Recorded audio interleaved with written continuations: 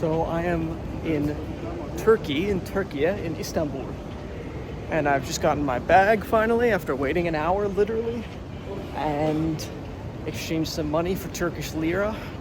My Turkish lira now is probably going to be worth nothing by the time I leave in 3 days because this country is experiencing something like 50% inflation, something like that. Very high. For now though, I'm going to head back to my hotel. I have a meeting that I have to attend later today, which for the person I'm meeting with, he's in New York, so it's like noon for him, and it's going to be extremely late for me. I'm going to have one day in Istanbul because this is really just a stopover flight. So tomorrow is my only day to experience things. I'm hopefully going to make some good use of it, but then I am off to Kuwait. And I think Kuwait is going to be one of the most exciting parts of my trip. I think there's going to be a lot of interesting stuff going on.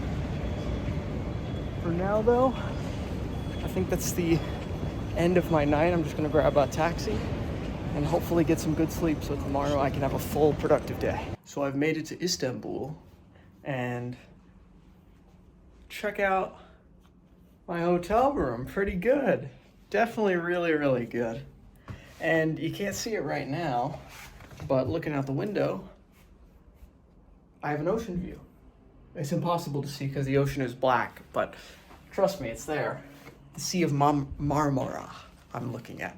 So on the other side is Asia, and I'm still technically in Europe because I'm on the European side in Istanbul, which is very cool.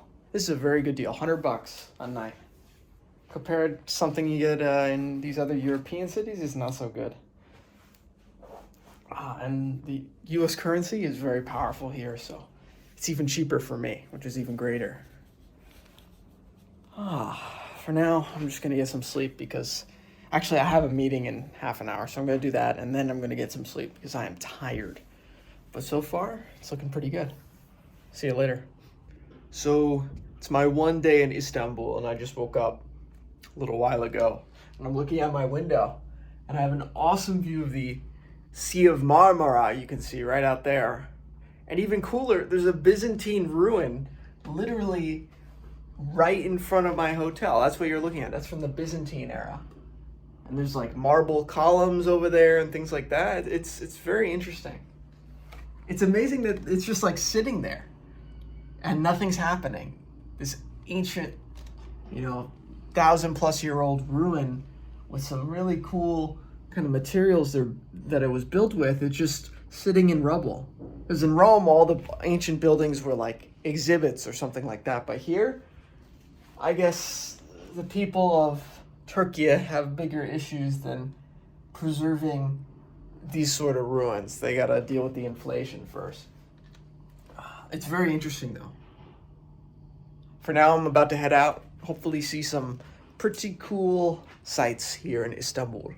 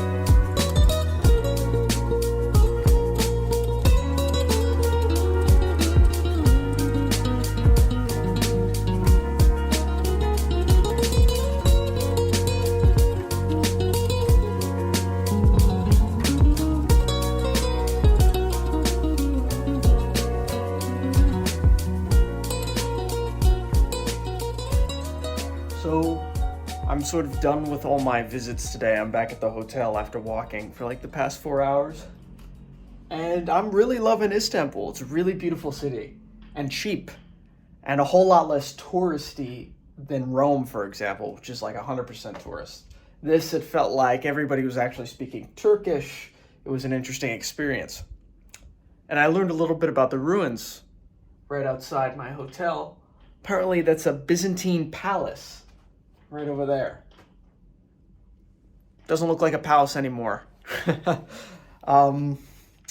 Another thing, if you were looking at my video of like the central Ottoman palace that I just had a few minutes ago, you'll see I was looking at the relics. They had a lot of relics from Muhammad and stuff like that. And one thing that they had was they had a lot of footprints of Muhammad.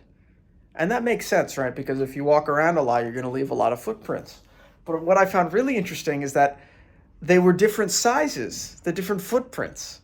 So I don't know what that means, but I suppose Muhammad's feet grew. As he aged, they got bigger or smaller. I don't know. That's one theory for why the different footprints are different sizes and they look all different. But they're holy relics. And the women were required to wear headdresses in order to go in and actually see the relics, which was interesting. But for now, I'm just going to relax for a couple hours, and then around 7:15, 7:30, I'm going to do a evening cruise and dinner in the Sea of Marmara and through Istanbul. So you're about to see that. Hopefully it's a fun time. For now, hope you enjoy.